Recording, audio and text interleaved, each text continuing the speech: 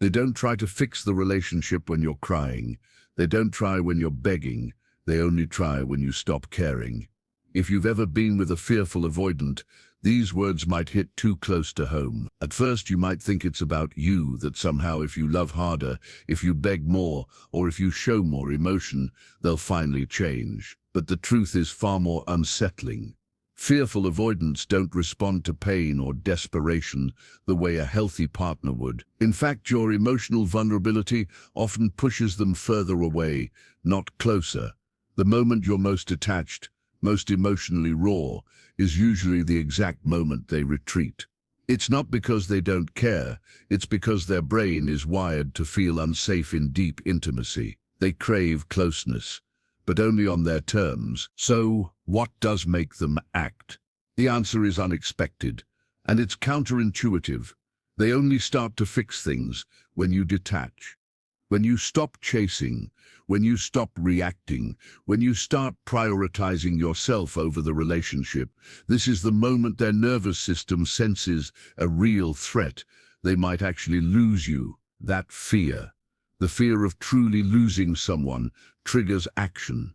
Suddenly, the person who disappeared during your worst moments appears. Suddenly, they're apologizing. Suddenly, they want to work on things. But here's the catch.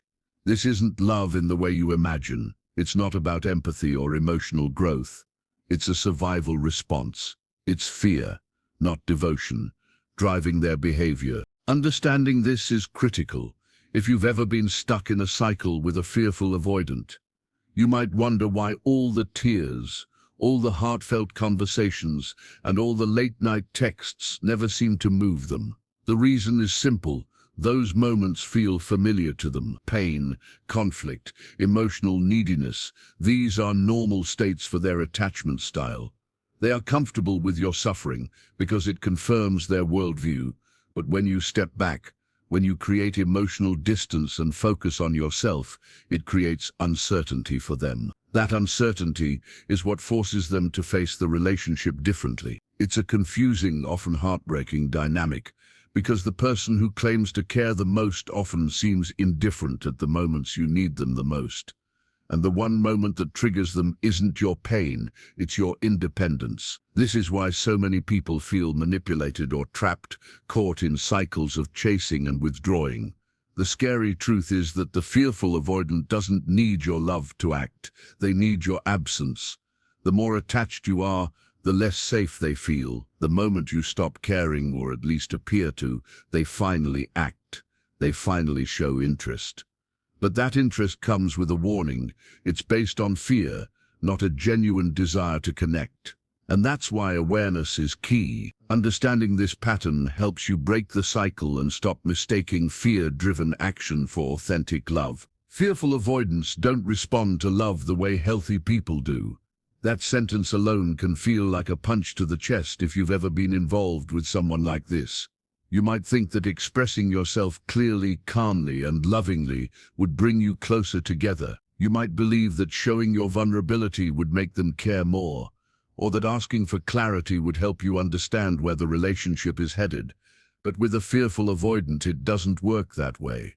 In fact, the opposite often happens. The more you try to communicate in a calm and rational way, the more they pull away. The more you express pain or disappointment, the more they shut down. And when you finally ask for honesty or clarity, they disappear, leaving you confused, frustrated, and questioning yourself. It's not because they don't have feelings, and it's not because they are intentionally cruel. Fearful avoidants are trapped in a paradox. They desperately want closeness, but they are terrified of it at the same time. Love, care, and emotional intimacy activate their deepest fears. Your calm, loving communication, which would feel safe and grounding in any healthy relationship, often feels threatening to them. They perceive it as too much pressure, too much exposure, too much closeness to handle. Your emotional needs, your vulnerability, and your desire for security become mirrors for their own unhealed fears. And when you ask for clarity or consistency, it triggers their fight or flight response, because facing the truth requires emotional courage, they often haven't developed. This confusing behavior can leave you feeling like you are chasing a ghost. One moment, they seem warm, interested, and affectionate. The next, they pull back, become distant, and sometimes even disappear for days. And this inconsistency is what makes fearful avoidance so hard to understand and so easy to misinterpret as disinterest or manipulation. But the truth is that their withdrawal is rarely about you. It's about them managing their own fear. They feel safest when they can control the distance in the relationship, which gives them a sense of emotional safety without requiring them to face their own vulnerability. This is where fearful avoidance starts to look like narcissism. On the surface, the parallels can be striking. Like a narcissist, a fearful avoidant can appear distant, self-centered, and emotionally unavailable. They may even seem manipulative or controlling at times, but the reason they behave this way is different. Narcissists often seek validation, admiration, and control because of a deep sense of entitlement or grandiosity. Fearful avoidants, on the other hand, are control-driven and fear-driven, not grandiose. Their behavior emerges from the need to protect themselves from perceived emotional threats. They feel safest when you are chasing, and they are distant. They don't want to hurt you intentionally, but their way of coping with fear often looks indistinguishable from narcissistic tactics. The overlap with narcissism becomes even more confusing when you start noticing patterns. You might feel like you're constantly walking on eggshells, trying not to trigger their withdrawal. You might feel like you are the only one putting effort into the relationship, while they seem emotionally detached or unavailable. You might wonder if you're being manipulated or gaslit. And in some ways you are, though not always intentionally. The fear-driven nature of their behavior can feel like manipulation because it triggers your deepest insecurities. Every withdrawal, every silence, every emotional pullback is like a puzzle piece that keeps you guessing, leaving you constantly trying to earn their affection. The frightening part is how addictive this dynamic can become. When a fearful avoidant finally re-engages, apologizes, or shows effort, it feels like a reward. Your brain interprets it as love, connection, or progress. And yet, this reward is often triggered not by genuine emotional growth, but by your emotional distance. The moment you stop chasing, the moment you detach, the moment you focus on yourself and your own life, the fearful avoidant suddenly feels the need to act. And this is exactly what keeps so many people trapped in cycles of hope, withdrawal, and disappointment. It's important to understand that these patterns are not random. They follow the attachment logic of a fearful avoidant. Your consistent efforts, your emotional honesty, and your vulnerability don't trigger closeness. They trigger fear. But your independence, your calm detachment, and your ability to prioritize yourself do trigger engagement. That's why it feels like a paradox. The more you try to get them to care, the more distant they become. The less you try, the more they pursue. And while this may resemble narcissistic behavior, the root cause is different. It's not ego or entitlement. It's fear, survival, and a deep-seated need for emotional control. Understanding this distinction is crucial if you want to navigate the relationship with clarity. It explains why you might feel so frustrated, confused, and emotionally exhausted.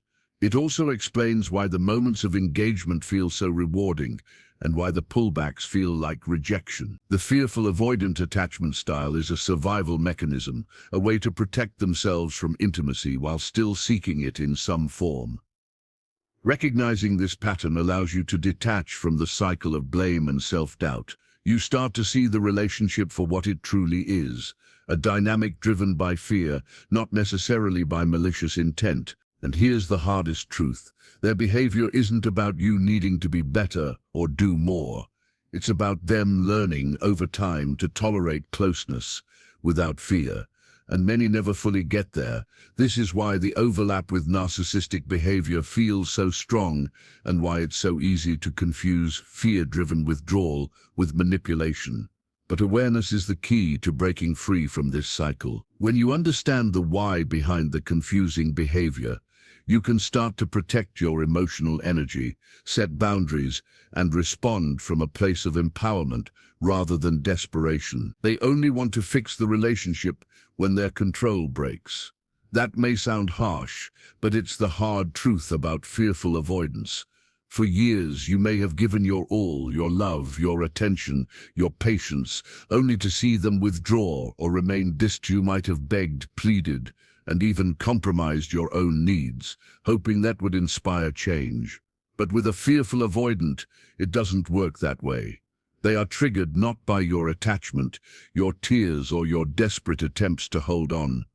They are triggered when you detach, when you stop reacting emotionally, when your energy shifts from a constant, almost frantic plea of "please choose me" to a calm, grounded awareness of "I'll be okay without you." That shift is seismic for them, because it disrupts the balance they've unconsciously relied on, a balance where they can remain distant while still keeping you close enough to provide emotional supply. Emotional detachment is the moment when their nervous system finally notices that something is at risk. It's not about revenge or cruelty, it's about fear.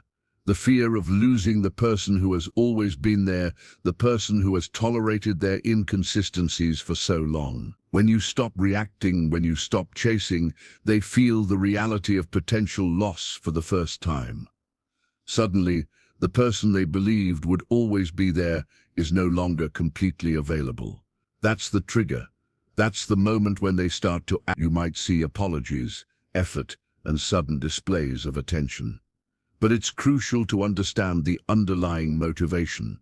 This behavior isn't necessarily about newfound commitment or love. It's fear-based. They act to regain control, to restore emotional safety, and to prevent the loss of someone who has become central to their life, even if they don't fully understand their own feelings. This is why detachment feels so empowering.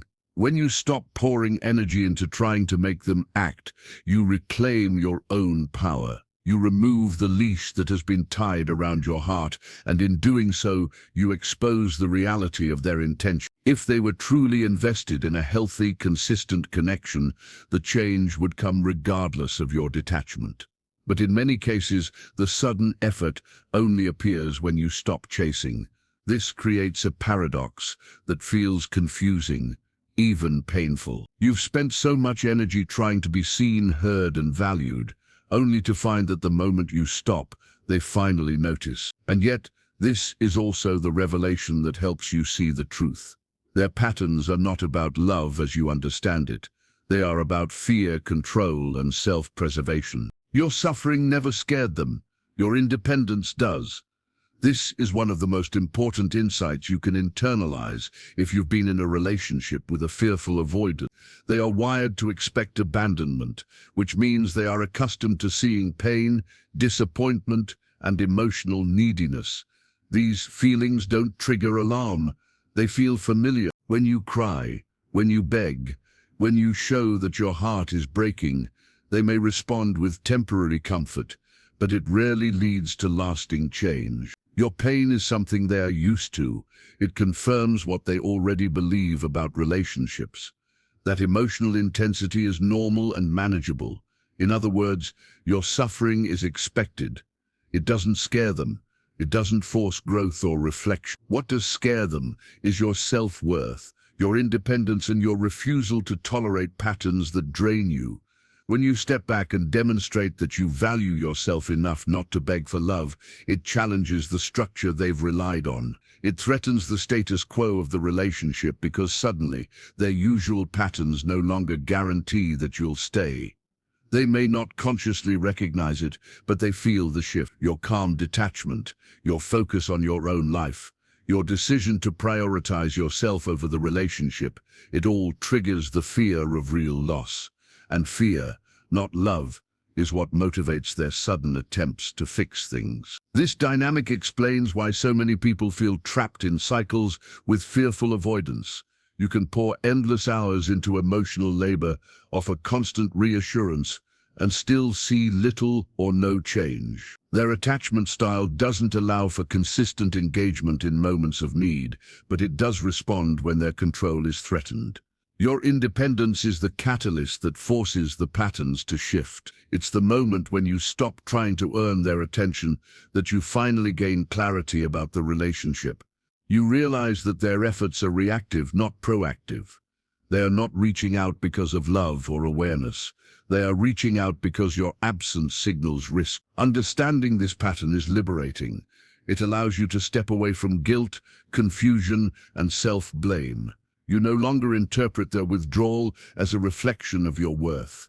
Instead, you see it for what it is, a survival mechanism rooted in fear. You also learn that authentic change in a fearful avoidant is rare and requires self-awareness and emotional growth on their part, things you cannot force. Your role is to protect your energy, recognize the triggers, and respond in a way that honors your well-being. When you do, the cycle loses its power. You stop chasing, you stop begging, you stop waiting, and that is the moment you reclaim your emotional freedom. The takeaway is clear. Fearful avoidants act when control is threatened, not when love is given. Your suffering alone will not move them. Your independence will. Your calm detachment, self-respect, and refusal to be manipulated become the catalyst for any action you may see. And while this can feel painful, it is also empowering because it shifts the focus back to you. It allows you to see patterns clearly, understand the dynamics at play, and make conscious choices rather than reacting out of fear or need. In the end, it is not about trying harder, it's about understanding the truth of the attachment style, reclaiming your power, and recognizing that real connection requires more than fear-driven reactions. When you detach, their trauma bond activates. This is one of the most critical moments in a relationship with a fearful avoidant. For months, maybe even years, you have been the source of emotional supply, the one who listens, reassures, and constantly validates their needs. And while you may have hoped that your consistent care would lead to genuine intimacy and mutual growth, the truth is far more complicated. Fearful avoidants are wired to avoid vulnerability, which means that the moment you detach and stop providing that constant reassurance, their nervous system experiences something alarming. They feel the potential loss of emotional supply, and panic sets in. Suddenly, the emotional balance they have relied upon is disrupted. This is not necessarily a conscious process. They may not even understand why they feel so anxious or compelled to act. All they know is that the person they have come to depend on emotionally seems to be slipping away. When this trauma bond activates, fear and love get dangerously intertwined. They confuse the fear of losing you with genuine love.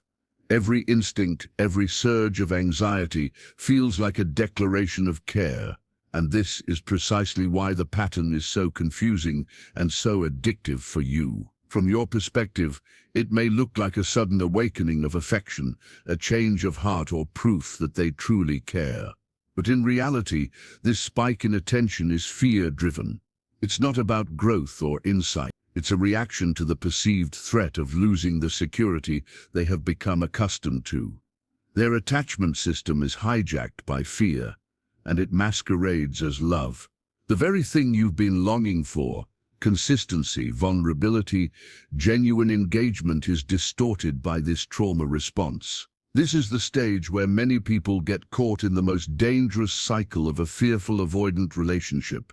You see the sudden outreach, the apologies, the attempts to reconnect, and it feels like a breakthrough. Your heart softens, your defenses drop, and you may allow them back into your emotional space.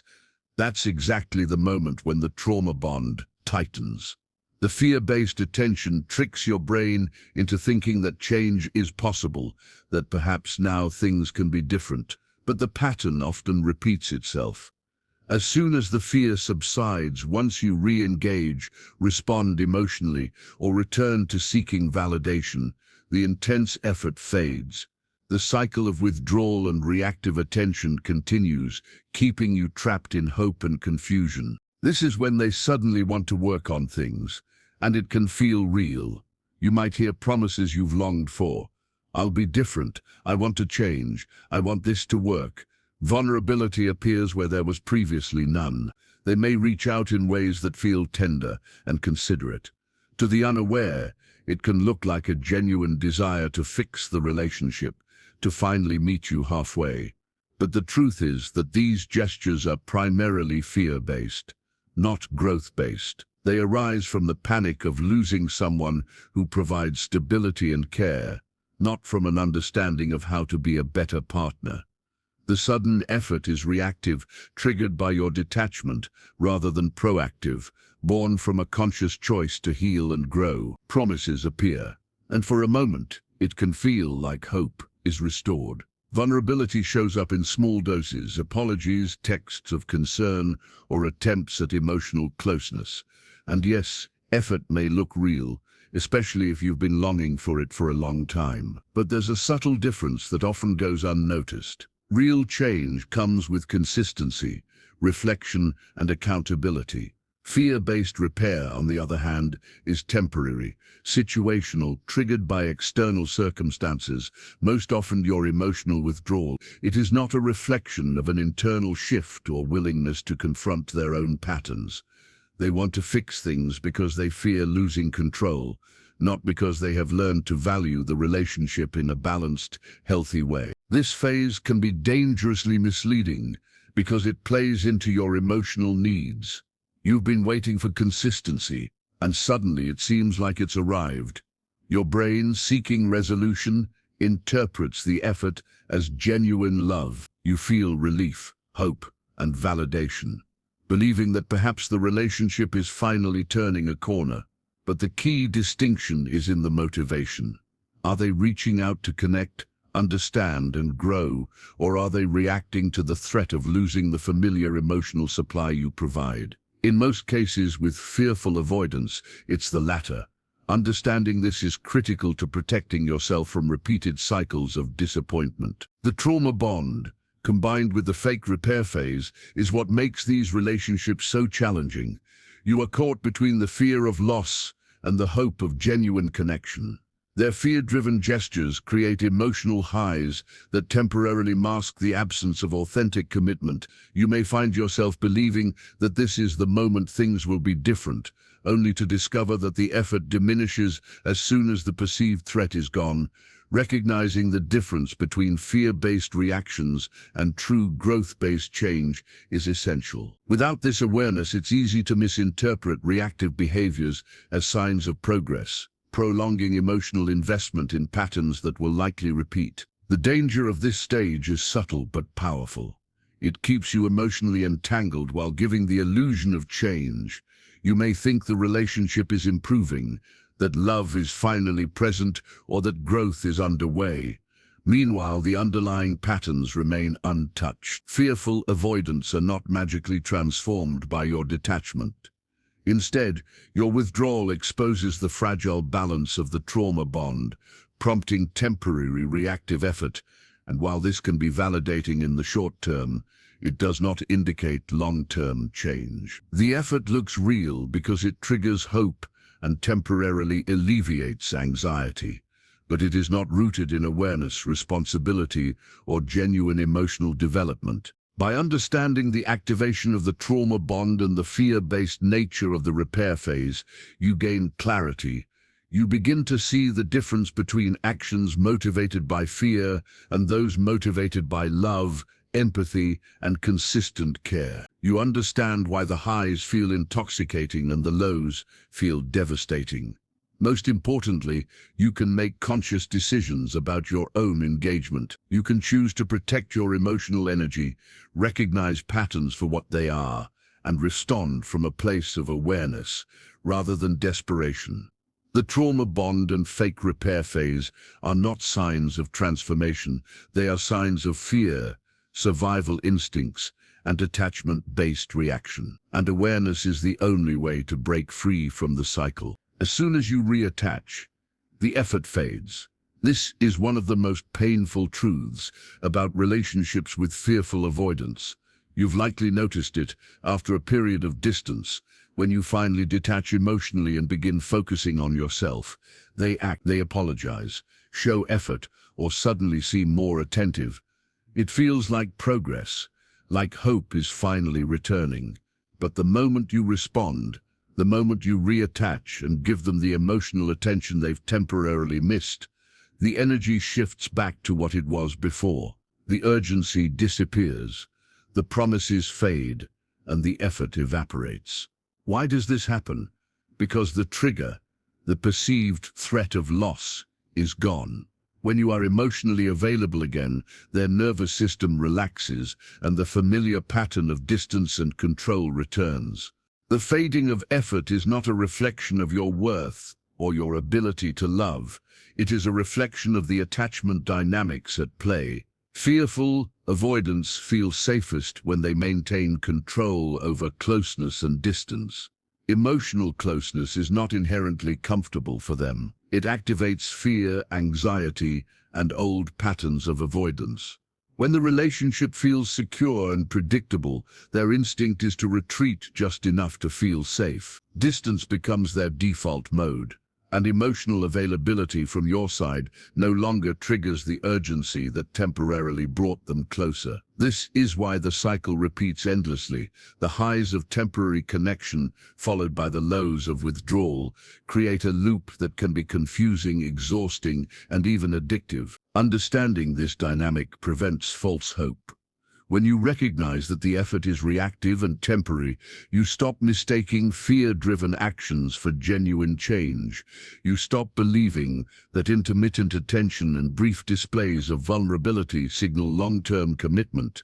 Instead, you see the pattern for what it truly is, a survival mechanism. Recognizing this distinction allows you to protect your emotional energy and respond with clarity rather than being swept up in hope or desperation. You learn to value consistency over momentary effort, understanding that authentic love and connection are built over time, not triggered by panic or withdrawal. They don't want connection. They want emotional safety without intimacy. This is the hard truth many people resist facing. Fearful avoidance are not intentionally cruel, but their behavior often creates confusion and pain for their partners. Real intimacy requires consistency, vulnerability, and a willingness to face discomfort for the sake of connection. It demands showing up even when it's challenging and prioritizing the relationship over fleeting comfort. Fearful avoidance, however, typically only show consistent effort when panic strikes, when they sense that their source of emotional security is slipping away. Outside of these moments, the default pattern of withdrawal and distance reasserts itself. This is not genuine healing or growth. It is survival mode, a way for them to protect themselves from the very intimacy they secretly crave. This reality can feel harsh, especially if you've invested deeply in the relationship. You may have hoped that repeated cycles of withdrawal and re-engagement would eventually lead to lasting change. You may have believed that your love, patience, or forgiveness could fix the pattern, but the truth is that authentic change cannot be forced. A fearful avoidant will not consistently show up simply because you desire it, because you plead, or because you step in to fill the gaps they leave. True intimacy and connection require internal work, awareness, and a willingness to tolerate vulnerability, qualities that only they can cultivate for themselves. Your role is to recognize the pattern and protect your own emotional well-being. Acknowledging this hard truth is both painful and liberating. It stops you from clinging to temporary highs and prepares you to make choices from a place of empowerment rather than hope or fear.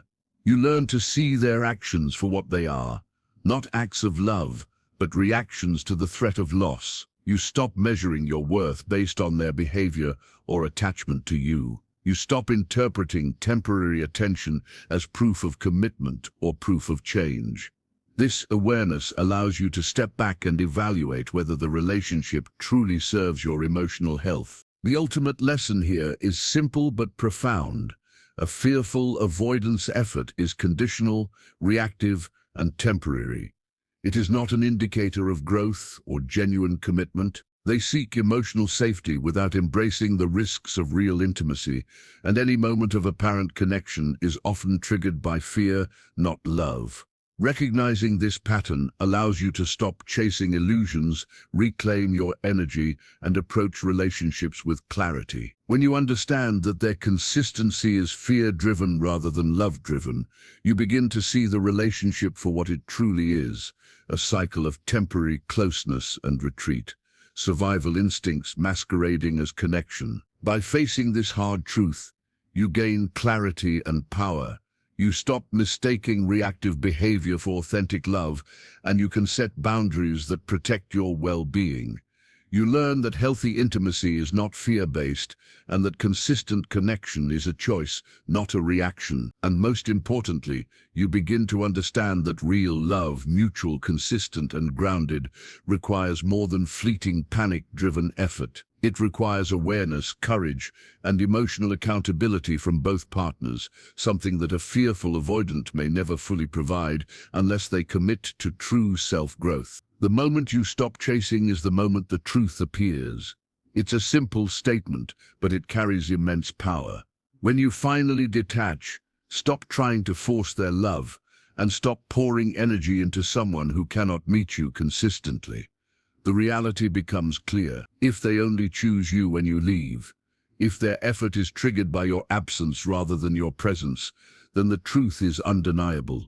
They never truly chose you. That realization can feel harsh, even painful at first, but it is also liberating. Awareness is the key that breaks the cycle of the trauma bond. The more you understand the dynamics at play, the less you are pulled into hope, desperation, or confusion. Awakening to this truth allows you to reclaim your emotional power. You begin to see the patterns for what they are.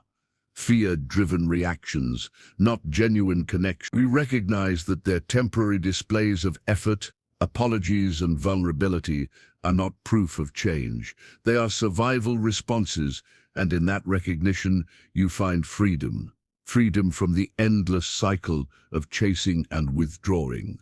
Freedom from mistaking fear for love. Freedom from investing your energy where it will never be fully valued. This is the moment when transformation begins, not for them, but for you. By choosing yourself, by detaching with awareness, you break the hold of the trauma bond. You create space for real clarity, real healing, and real connection. Whether that is with yourself or with someone capable of true consistency and intimacy. You no longer live in the shadows of someone else's attachment patterns. You step into the light of your own self-worth, knowing that love and commitment should never feel conditional or reactionary. So let this be your reminder.